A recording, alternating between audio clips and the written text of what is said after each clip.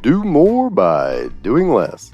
With me, Charles Alexander, for small business owners, startups, and busy folks. Looks like you've been missing a lot of work lately. I wouldn't say I've been missing it, Bob. What do you mean funny? Funny how? How am I funny? Clark, that's the gift that keeps on giving the whole year.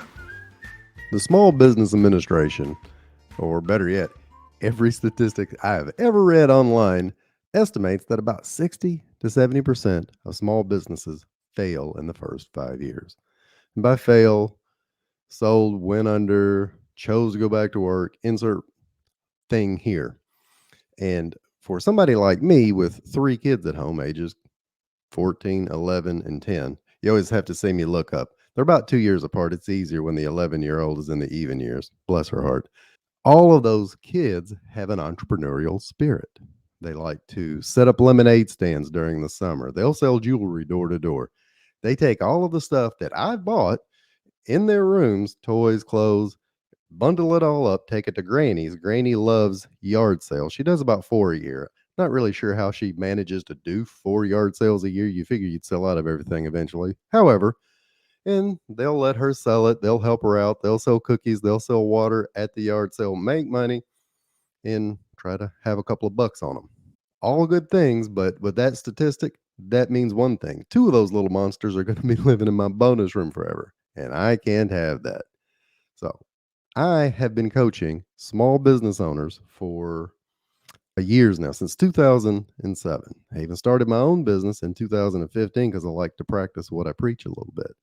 And even in doing that, I had to go out and hire my own business coach because I was my own worst client. I have looked at every possible reason on why businesses have that failure rate. Now, I can tell you, getting the one-on-one coaching, putting yourself into a community, continuing to learn and push yourself outside of your comfort zone, make things a lot easier. But there's 7 good reasons why people don't have the success they want and what is holding them back. First and foremost is your experience. If you're an existing business owner, you've been around that during that 5-year period, or better yet, even longer, your experience is valuable. It also tells you something, and it also can sometimes lie to you or hold you back. Couldn't tell you the number of clients I've had over the years where they tell me they've plateaued, and there seems to be a plateau from 0 to, let's say, $10,000 a month is all about chasing leads. From 10,000 to 30,000, and that seems to be the jumps, ones and threes. I'm trying to get more organized, find people that want to work for a living. At 10,000 and under, the experience issues become, I can't find a consistent way to make leads. I tried this, I tried this, I tried this.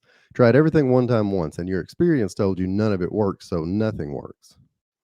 And the $10,000 to $30,000 jump is, well, I tried to hire somebody, I tried to outsource some work, and I tried this once, and it never really worked for me. People just don't want to work for a living, or what I do is just so unique, which is one thing everybody says. Your experience is holding you back. What got you here won't get you there. Marshall Goldsmith, good book, by the way. Now, if you are in the process of starting or just thinking about starting, your lack of experience at running a business can hold you back. And I see that quite a bit, even with existing business owners. Their lack of experience at marketing, managing other people, reading financial statements is a hindrance.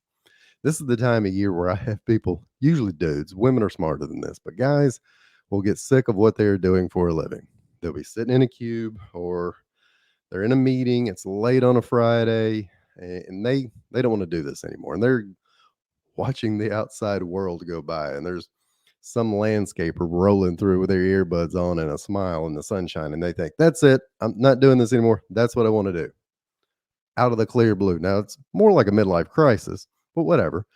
Their lack of experience at running a business sometimes causes that new landscaping business to fail. And it doesn't take much to start, especially if you're coming from some middle-level corporate gig and you've got a neighborhood that people know you with, and you can go to Lowe's, buy a zero-turn radius mower, start putting flyers out, and boom, you're in business. I have seen this a few times, and it will be, if we're talking about spring, you get into early summer a little bit, and then into the late summer or early fall, I have those same dudes come back to me, and they're telling me about how they got so busy they couldn't market. And then they got no marketing, so then they slacked off in the business, couldn't find people that wanted to work for a living, and now their accounts receivable is through the roof because they weren't collecting enough. Lack of experience. Second, and this is a big one, a lack of planning. And by planning, I mean putting pen to paper, creating a goal, a goal that you love, you understand, you want to reach it, and it's specific. I'm not going to go through the whole smart goal with you. I know you know what that means. Specific, measurable, attainable, realistic, and time driven. I said it wasn't there, and there I just did. But then plan to get to that goal. And most people will kind of have a goal. They won't write it down. And if they do write it down, they just kind of put it on a post-it in the mirror. And there is something to your subconscious seeing that every day and wanting to reach whatever that is, but then you still have to do the work to get there. Case in point, we have been to Disney more than a couple of times. My wife is the ultimate planner. So the first time we went to Disney, we went on site and she had every day laid out for us. The kids were younger. We had brought the in laws because why wouldn't you bring the in laws? And she had Excel spreadsheets designed with multiple tabs, and they were color coded for each day what we were going to do, what rides we would get on, what characters we would meet, what shows we would see, where we would eat. I think I already said eat. I like eating. And then she even had us in matching Disney shirts. Yes, I had a big Mickey Mouse with dad on the bottom. I was that dude. Sorry to tell you that. Please don't hang up, turn off yet. She had done more planning for a 7-day, although big vacation, than I had realized that a lot of people do for their own small business. And I see this time and again where I'll sit down with a client, say, hey, what is your goal? Well, we kind of really don't have one, and then we'll make one up on the spot. So, what's your plan to get there? Well, I just plan to try as hard as I can. Plan, it doesn't have to be major. You don't have to spend all of your time planning, but spend 5-10 minutes planning either at the end of each week for the following week or first thing Monday morning when your energy is high and you're refreshed from the weekend, and block out time on your calendar to do the most important things that you need in order to reach that goal. Now, the next two are kind of tied together. And once you get into a bad spot on either of these, there's no magic wand to fix it. And right now, as much or more than ever, God forbid if you're watching the news, and if you are, stop, turn the news off. I have constant issues with people telling me that they are scared to make any moves. So, number three is a lack of capital. This hits startups quite a bit, and then it just stays into their business for the entire time because they started off under capitalized. I had somebody that recently wanted to open a retail shop, a boutique. They wanted to crack open their 401k. I always advise against that, by the way. I know there are ways to do that. And if you're a Robert Kiyosaki fan, more power to you. But compound interest is awesome. Charlie Munger says you never unnecessarily interrupt compound interest. They did. They broke it open, took what few dollars they had, tried to open an equity line against their house, didn't have much, opened the shop, and they had put all their trinkets in it. I say trinkets, that sounds demeaning, but they put in all of the boutique items and didn't really leave any leftover capital to pay the bills until they had enough money to pay the bills. That boutique did not last long. This happens to you, an existing business owner right now, where you have hit the good times and we were spending money, we were reinvesting it a little bit, and then some of the excess capital we had turned into granite countertops or a jet ski, which is fine. You should be able to live your life. But the issue comes into play if you didn't keep a reserve of working capital. And I always advise to people, keep 3 to 6 months of working capital set aside for the tough times. And by the tough times, if you have to reach into the piggy bank a little bit to float the business until we can kind of readjust or pivot, a word I've grown to hate, to meet new demands or new needs, or be able to reinvest into your business or buy a new piece of equipment or launch a new marketing campaign. And when we don't do that, when we don't have that money, it causes not just issues in the business, it causes issue in our stress level and our sleep and our anxiety, which leads into number 4, cash flow problems. Cash flow means there's just too much month at the end of each paycheck, so to speak. I had I had a client several years ago. This would be worthy of an entirely different podcast. This was back in 08, 09. Bless his heart. He had a ton of cash flow issues. He had 2 businesses, a car wash and a roofing business. And he wanted the bank to give him more time to pay his interest payments. It was just interest payments only, because those were back in the day when you could get these stated income loans, also known as liar loans. And bless his heart, he had, I don't know, it was he was making a little bit of money in his business, not much. It was to the tune of 30 plus thousand, what a number I just mentioned a minute ago. And he had a system in place, but he was breaking even some months, losing money, making a little bit here and there. And then even his cash flow, what really hurt him was his personal cash flow. He also had multiple houses. Had one down in 30A, as we like to say here in Middle Tennessee on the beach. He had one in Gatlinburg. He had he's a member of a country club. He had his kids in private school. He had multiple credit cards. He had multiple cars. He had everything. And we're talking to him about his cash flow. He couldn't really understand that just cutting the cable bill wasn't going to fix it. And long story short, he didn't do well, didn't make it. The bank didn't defer the note. In your business, cash flow is king.